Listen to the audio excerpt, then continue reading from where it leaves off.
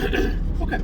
So I started recording this one and then realized I already had a video on a very similar topic, the fact that rules are weird sometimes, and I had to go back and watch it real quick to make sure I'm not repeating myself. And I'm not going to be repeating myself. I'm talking about a different aspect of the rules. It's still related and like weird situations, and damn, gas is $4. Literally $4. Not close, $4.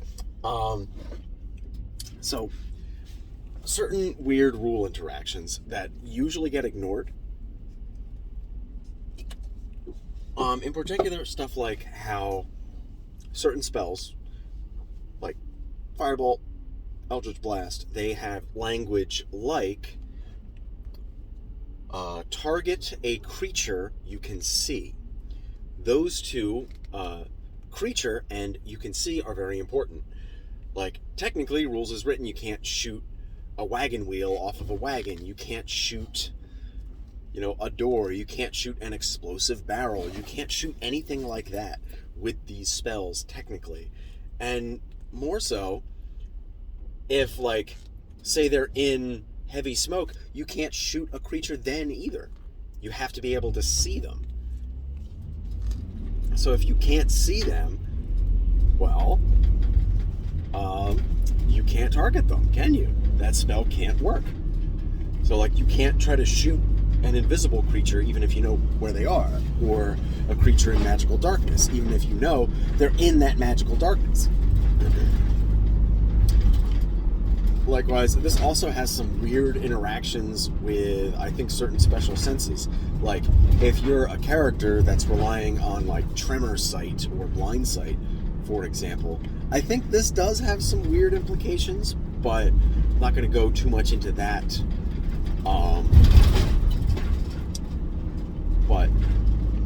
And while it makes sense from just a pure rules perspective, it's mostly due to just how it's written down. Because I think I've talked about before, 5e uses descriptive language instead of tags and more clear-cut bits of information. It's all, so that's why you have things like specific beats general, rule generalizations. Like, I think I've talked about that before. I think in that other rules video, but how you have like specific beats general in a lot of cases. Like, there's a general rule that says one thing, but you have an ability that lets you ignore it. That's kind of an example of that. But some other rules wibbliness, something that I brushed up against like pretty much immediately with my first character, is like spellcasting rules. And how, in particular, like with Rangers, and I feel like Rangers, Paladins, and Eldritch Knights brush up against this rule most frequently. Then, of course, also Hexblades, Hexblades, some clerics also kind of brush up against this. Like, the way spellcasting works is, like, if a spell has a somatic component, then you need a free hand to cast, right? Well, that leads to a lot of really funky interactions where you've got an Eldritch Knight with a rapier in one hand and a shield in their left hand, and in order to cast a spell, they drop their rapier as a free action. They cast their spell, then they pick their rapier up as an object interaction. Something like that. Or a similar ranger that is relying on absorb elements to survive certain effects in this battle, that's also using a shield and a sword.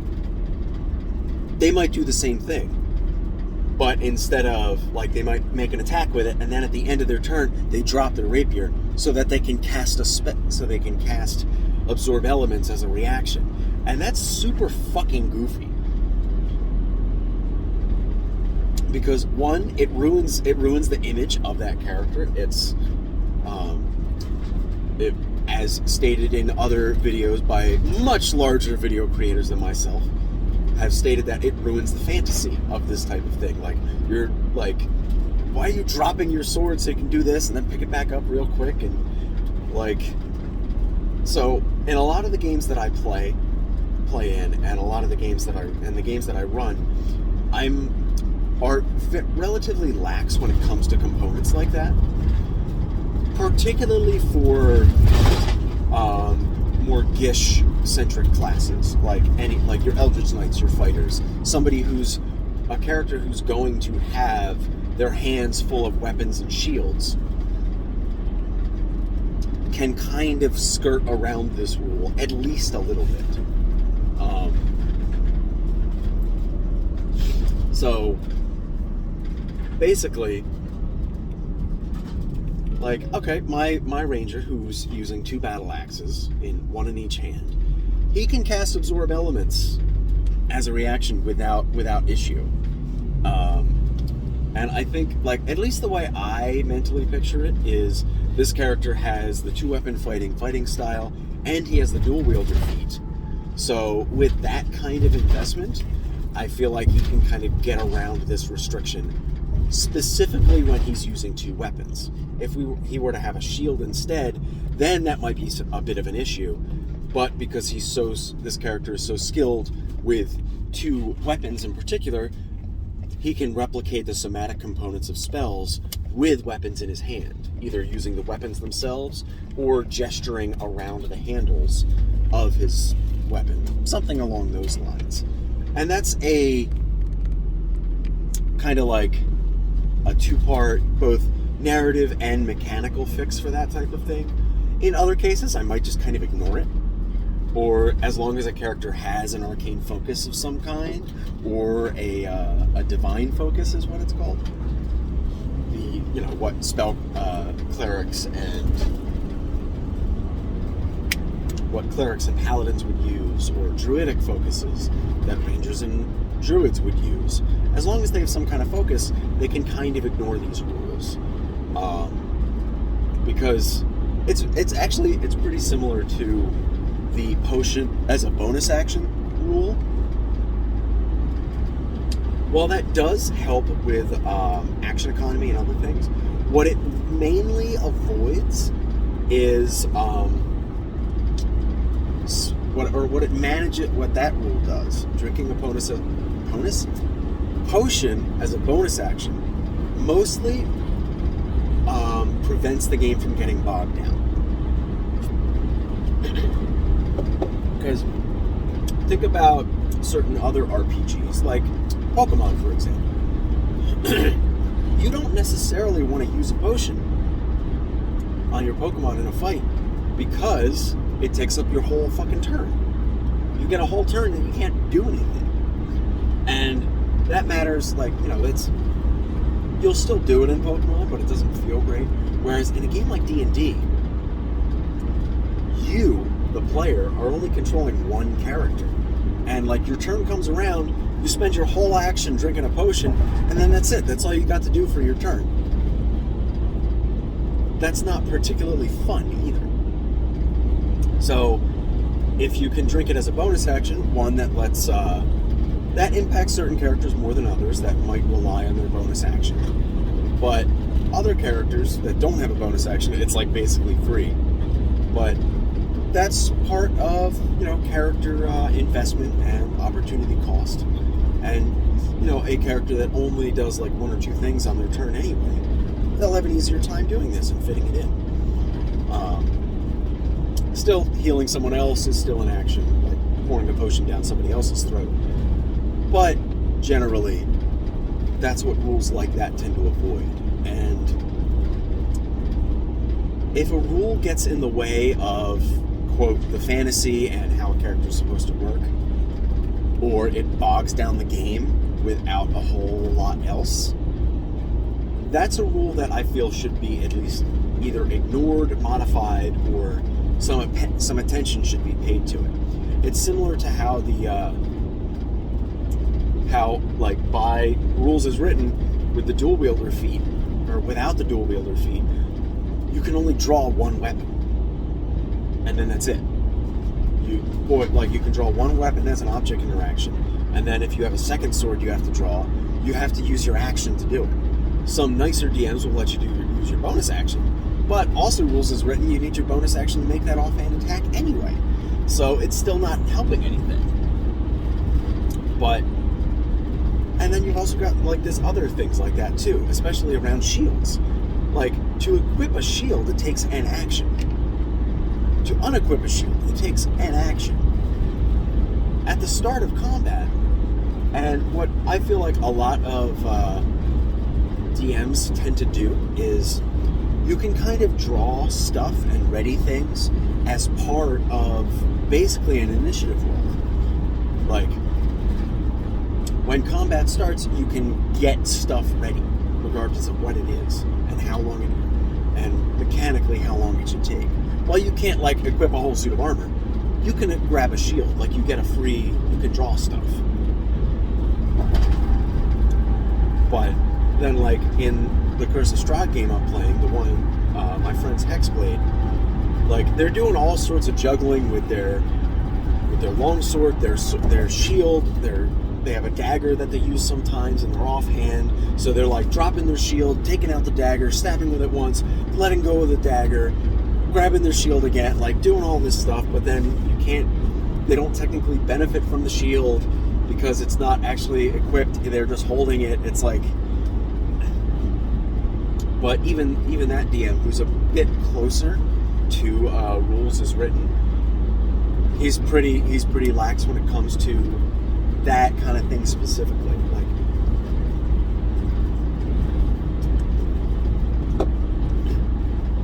and the main reason that character does those types of things is just to gain access to spellcasting, because they need that free hand. So maybe they can get some sort of item or something else that will let them cast spells as through a weapon. But again, these are the types of things that I kind of ignore a little bit. Especially if the player can come up with a creative reason for how they're getting around it, like via some investment, which that's another big thing I like. If you have some sort of investment into like certain weapon styles, like the big example I use is you have the 2-weapon fighting style, you got the dual wielder feat. Alright, you can get some benefits on top of that, like you don't have to worry about spellcasting components, or you don't have to worry about exact like item juggling and management, just things like that. It's a little easier for you to draw and stow these weapons. Like in the campaign I'm DMing, my other friend who's playing a ranger uses 2 spears. He took up the 2-weapon fighting style, which in my game lets you do the offhand attack as just part of the attack action instead of as a bonus action, which I think helps a lot. And then he also took this like homebrew spear feat, which is kind of goofy, but it's cool. And with that kind of investment, he doesn't need the dual wielder feat just to be able to draw 2 spears at once. He wouldn't be able to draw other things 2 at once, but if it's spears, he can draw 2 of them easily. So there's always some exceptions and stuff you can make to the rules depending on the exact nature of the table you're at. Things like being able to target invisible or obscured creatures. Like, another weird interaction is if your target is behind total cover, but you have the sharpshooter feat, can you still shoot them? Because you ignore cover with the sharpshooter feat. But you can't see them, so you can't target them. But you ignore cover. And it's like, one of those things should supersede the other, and technically they're behind total cover, you can't see them at all, they're totally obscured, so you can't target them. But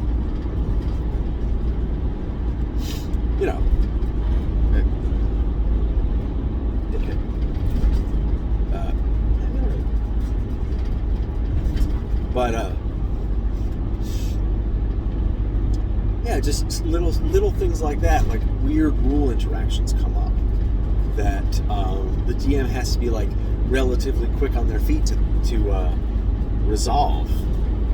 And especially because you don't want to resolve them in a way that maybe leaves a bad taste in the player's mouth. And a common piece of advice you always hear is like, okay, make a ruling in the moment, but then afterwards discuss it and then come up with what the ruling would officially be going forward, how we would deal with a similar situation in the future.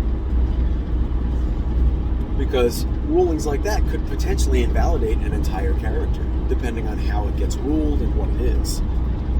Like, if a player comes into the game with this vision of their character like slinging out chemical acids and potions around all the time, but it takes their whole action just to like throw it and the potion, and it just does like, okay, you do 1d4 for the bottle actually hitting the target, and then you get to roll 2d6 acid damage. By the way, we're level 12. Something like that, and it just kind of is really underwhelming. Or another example, like you come up with this cool thing to like drop a chandelier on a target. Okay, they take 1d4 from the improvised weapon, and that's it. Whereas a more creative ruling would be something like, okay, well, the chandelier weighs this much and it falls this far, so it falls 20 feet, so that's 4d6. Is it a d6 every 5 or 10 feet for falling? Whatever it is, I think it's 10 feet. So it's okay, an extra 2d6 on top of it's a pretty big and sharp chandelier. So let's say it's 2d10 bludgeoning damage and another 2d6 slashing damage from the shards of glass that break and kind of explode. Something like that. That's like, that's not a crazy, like, insta-kill everybody, but it's still a really big chunk of damage, and it's rewarding enough. So, yeah, I think that's pretty much it I have on rules today.